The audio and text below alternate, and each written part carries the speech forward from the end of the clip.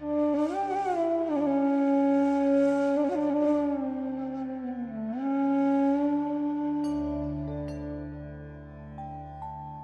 morning. Namaskar. Today we talk a few minutes on the need to love the self. We as human beings, we are always on the searching for love. We are searching for love and peace within. Somewhere known or unknown to us, we are everywhere looking for someone to love or to be loved by somebody. When we are looking to appreciate something, the emotion that we are looking for is love. For anything and everything, we are looking outside. But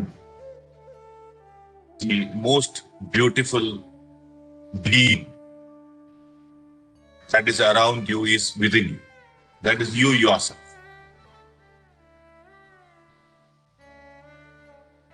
If you do not appreciate yourself, if you do not fall in love with yourself, who else will? This is the question that we need to ponder on. We do everything within our grasp to make other people like us. Well, we learn to speak well. We try to be diplomatic. We try to polish ourselves. Everything with a view to make other people like us. But have we put in effort to look into your own self and appreciate the good things that we are and accept the existence of certain wrong things that we also carry? Have we done a conscious evaluation of who we are? We are only trying to project a good part of us. Sometimes to please another person, we even put on a facade. Why? Why do we do all that? Because that underlying is looking for love, self-appreciation. When we fall in love with someone, but when we have a good friend, you become friends with that person or you love a person because there are certain qualities that you like in that person. And you like to be in that presence. But as you get more and more close, we might also find certain things that are not appreciable for us. That's why, when we fall in love, we only see the most beautiful part of the person. And let us say you get married, and then there is something called a honeymoon period. In the beginning, everything is so beautiful. And then one day, you start showing your real color, and that person starts showing his or her real color. And then honeymoon period gets over. But continue to love that person. It's just that there is something that is not your liking doesn't mean that you're going to leave that relation. Look at your friends. All your friends are not Buddhas and Krishnas. They have certain beautiful qualities and certain things that are not as good either. But you're okay with it. Why? Because you believe that the positives of your friend overrides all the negative that he is carrying. So for us, it is okay. Because he's a friend.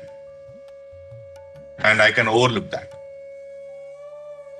But think about it, what you overlook and what you say, it is okay, it is acceptable with my friend. If you see the same thing in your neighbor, would you say it is okay? If you see that in your colleague, If you say in a person that you're meeting, if you say the same trait, will you accept it as it is okay? We won't. We generally look at it and say that this person is not good. The same trait in a friend is okay. So what is the reason? The reason is you know your friend much more than your colleague or your neighbor or other people on a more intimate level. Through association. When we keep associating, we tend to see more and more deeper about a person or a situation or a gadget. Anything that we interact for a longer period of time becomes visible to us at a more deeper level.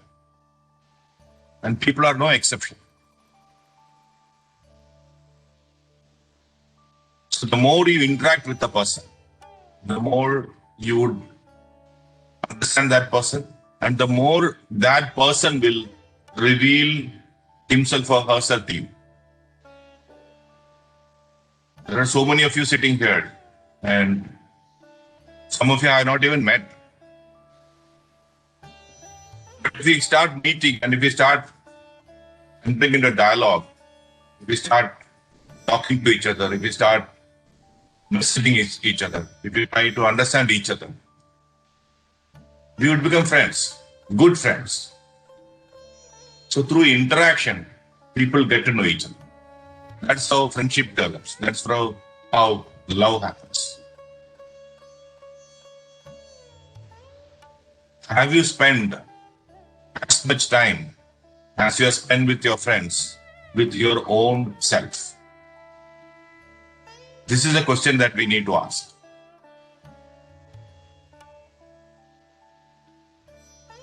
How much time have you sat with yourself contemplating on you and your thought processes, your attitudes in life, how you behave in situations? Have you really sat with yourself and observed yourself as much as you observe the world around? If you want to grow in life, we have to observe the world. We have to study. We have to observe. We have to try to understand other things so that we can excel in all those things and become a better human being. This is what society has taught us. But how much time have we sat with our own self, exploring our inner recesses, facing without fear certain aspect about ourselves which are not visible to your own near and dear ones? We understand ourselves better than anybody else. Many of those things that we understand about ourselves, we don't talk outside of us. We don't reveal that part to other people. Probably we don't reveal it to our own self also. We put it under the carpet. The way we make friends with people, spending time, giving our time, giving our attention. It is so very important for us to spend time with our own self also. Just sitting quiet and observing and thinking. Why did I behave that? What I could have done better? Whether that was the best response at that point of time? Why do I think about certain people in a certain way? In our life, we do surgery on everybody else. Whenever something does something, we evaluate that person, we judge that person. We do a full surgery. We keep them on the table, analyze them. By the time the analysis is over, he is no more there. You go into so much minute detail. But have we ever done a surgery on our own self? Keeping ourselves on the table. No, we won't allow other people to do the same surgery on us. We can do surgery on other people, but we won't allow other people to do surgery on us. Even your best of best friend, if there's something about you which is critical, we don't know what will happen to that relation. Sometimes you'll get sustained. Sometimes that will be the last that person spoke anything about. We can't take anybody else's criticism. We can't take anybody else's pointing things for us. They are saying things for you only because they love you. They are trying to point it out to you so that you can take action to correct it, and to polish and become a better human being. But at some level, our ego doesn't allow us to take suggestions, even suggestions. Suggestions are seen as, an affront, seen as something, interfering with our sense of our own self. So nobody else can do it to you except our own self. So when you get into spirituality is about understanding about the spirit, not your neighbor's spirit, our own spirit. So when we are trying to understand that, it is so very important, moment to moment, to watch yourself. Not go on a judgment trip. When you do surgery, I'm not asking you to go on a guilt trip. See wherever you went wrong and then sit and pout and feel guilty and unhappy and sad. No, that is not where we need to go. We need to be very, very compassionate. We need to observe ourselves, to watch what are things that I am good at, what are things that I need to change. We all need to improve in certain areas. It's not that we are born perfect. As a soul, when you are born, we are perfect. There is nobody who could be better than you. This is what spirituality teaches us. At the most innermost core, where we are the soul, with no outer coverings. You and Buddha are same. We and the Buddha, we and Krishna, we and Mahavira, everybody same at the soul level. It is the outer covering of the body, mind, intellect complex, which makes us different from one another. Because we have gone through different experiences, and that different experiences makes us different. Buddha's life experience, lifetime experiences are different from yours and mine. So that makes him what he is. So that life experience decides how we look at other people.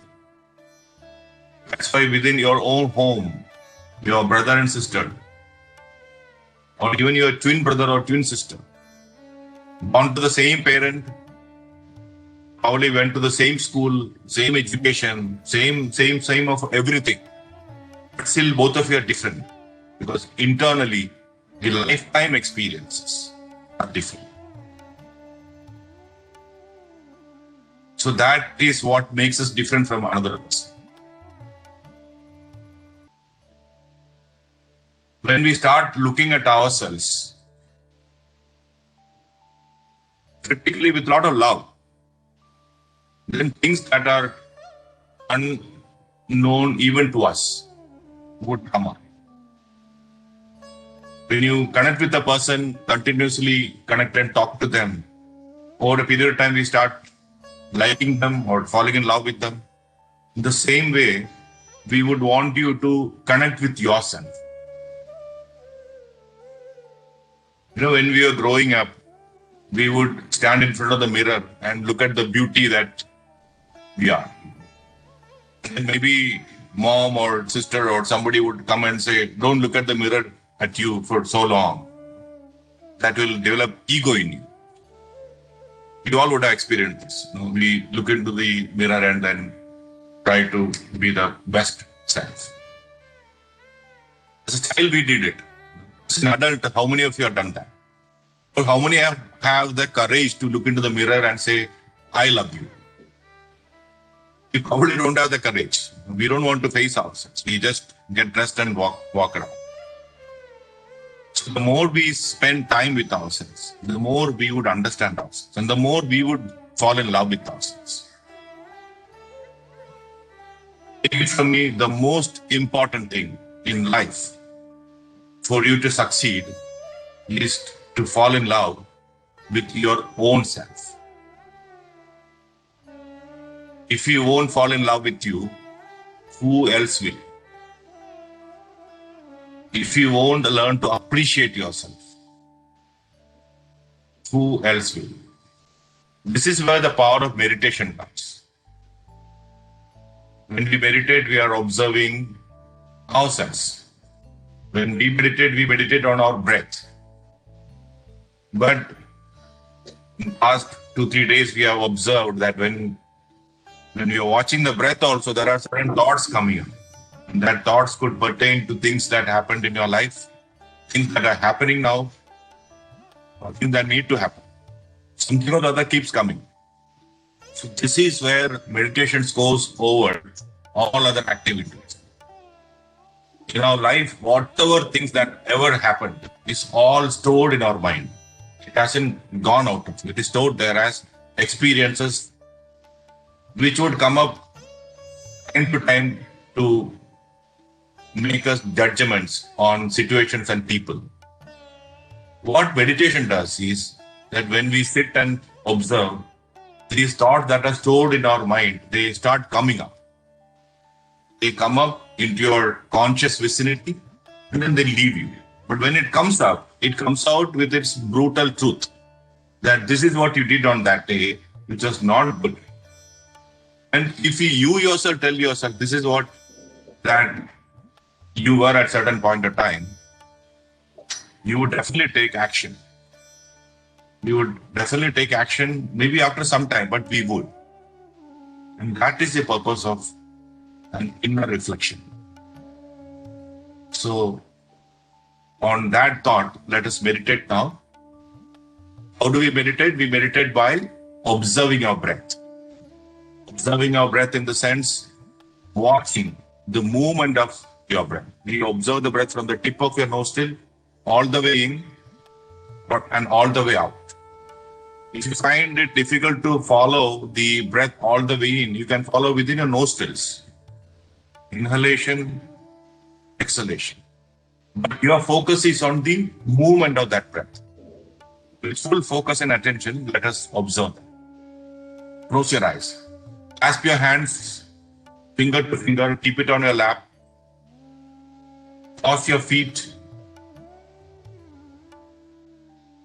Remove your specs. Close your eyes. Relax your body. Relax your mind. Adjust your body if you need to. Next 15-20 minutes, we will sit quietly with no movement, learning to forget the presence of the body, moving out of body consciousness.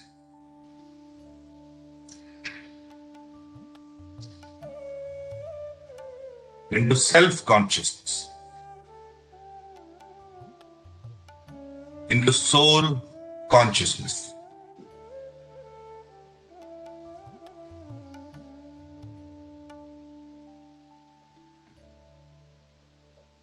Relax and observe.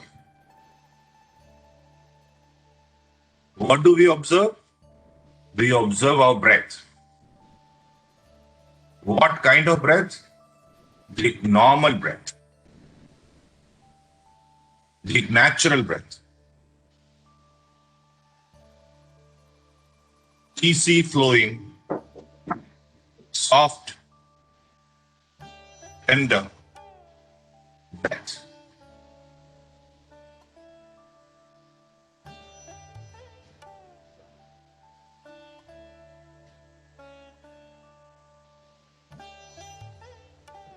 Inhalation,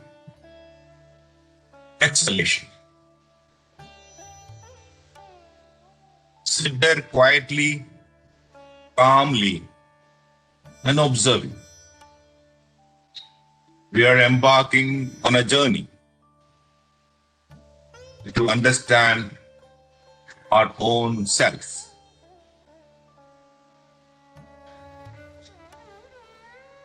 So it is important to watch ourselves. It is important to make friends with our own self.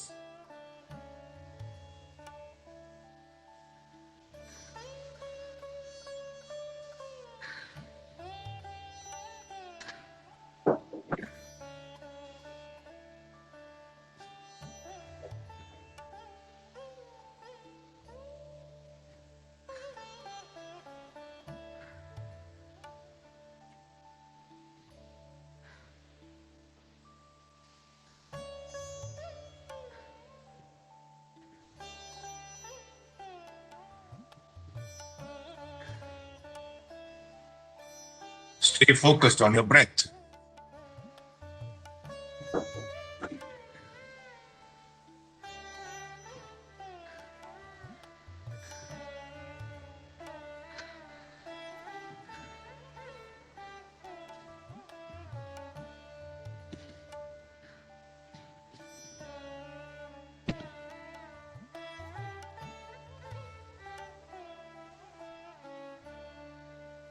Observe the breath from the tip of your nostrils as it's silently moving within.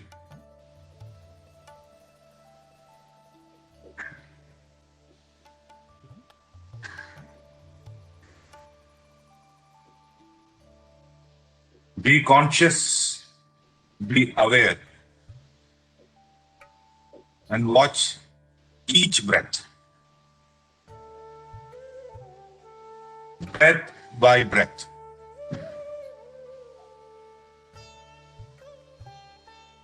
Inhalation by inhalation.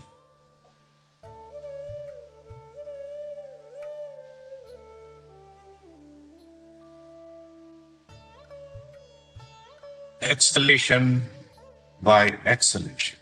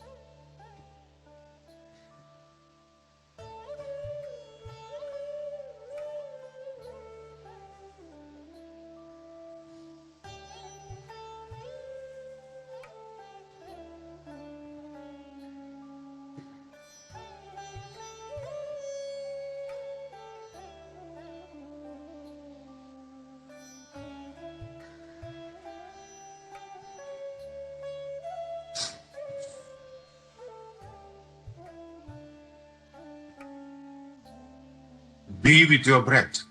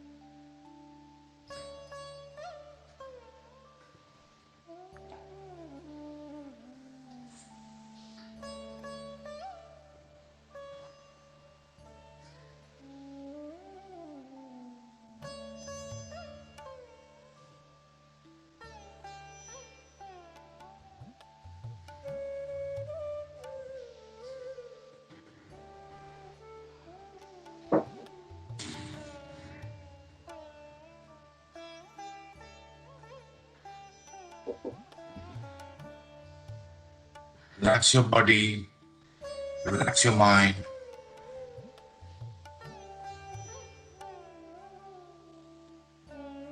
Be with your breath.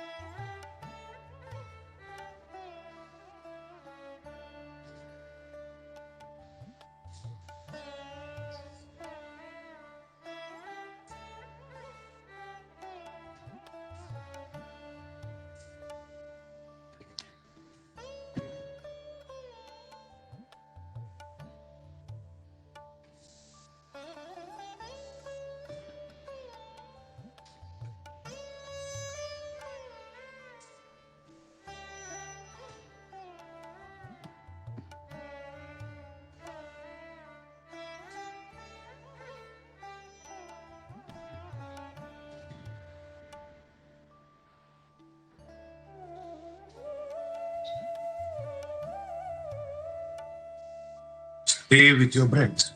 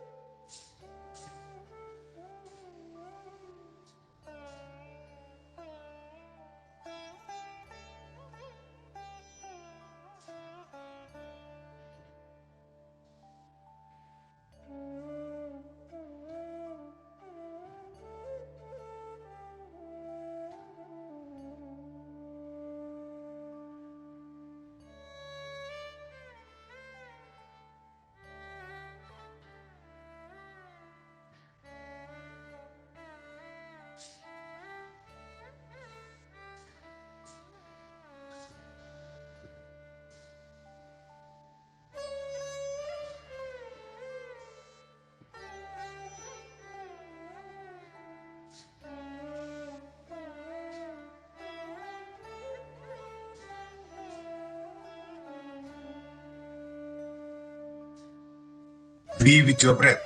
No thoughts whatsoever in the mind. Stay focused. Be aware. Be conscious of the movement of your breath.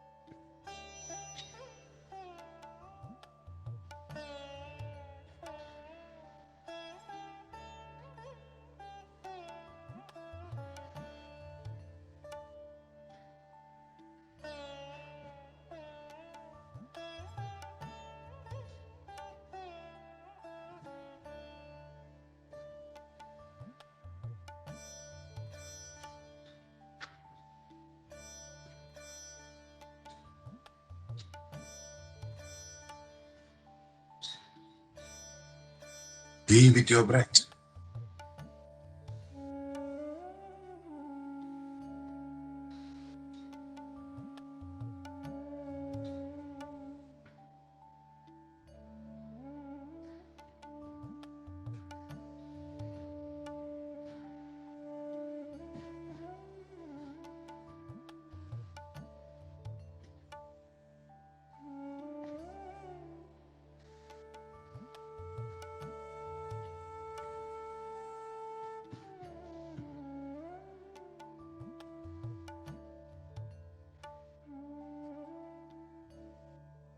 Inhalation, exhalation.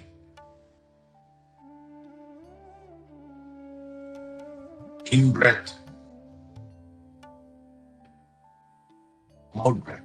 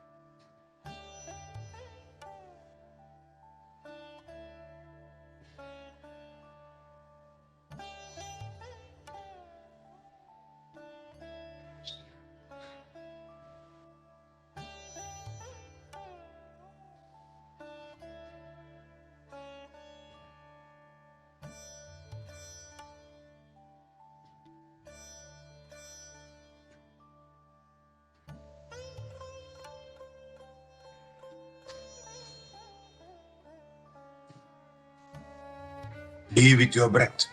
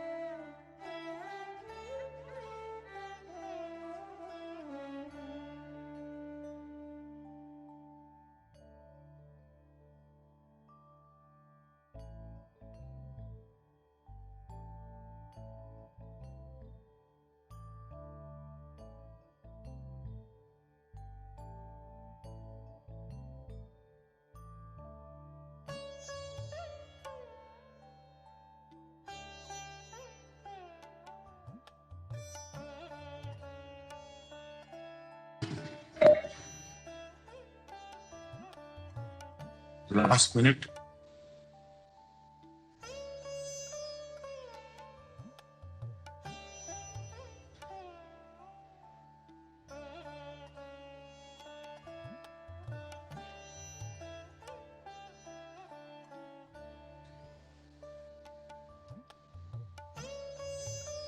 $30.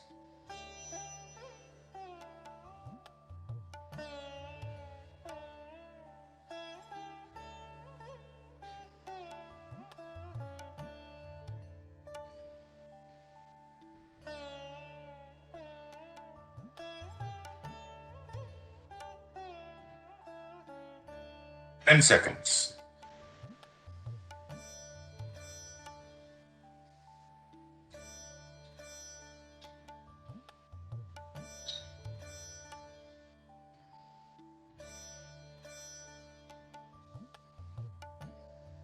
Five, four,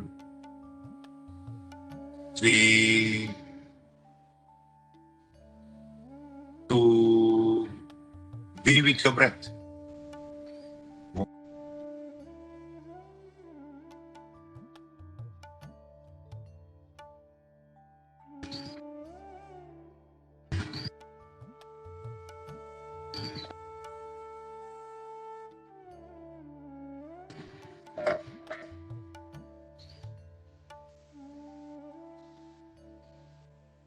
Unclasp your hands. Take your time.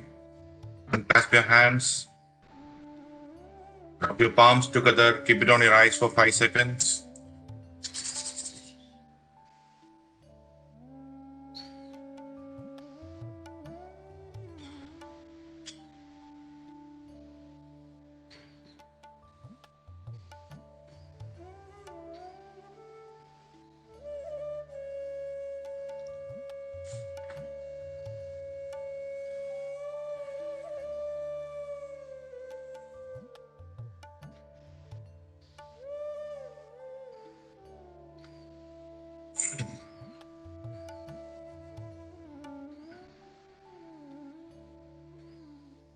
That beautiful sense of calm and peace that you are feeling within. Let us take leave of each other. Go into the day with a smile on your face and happiness in your heart. I'll see you in the evening. Namaskar.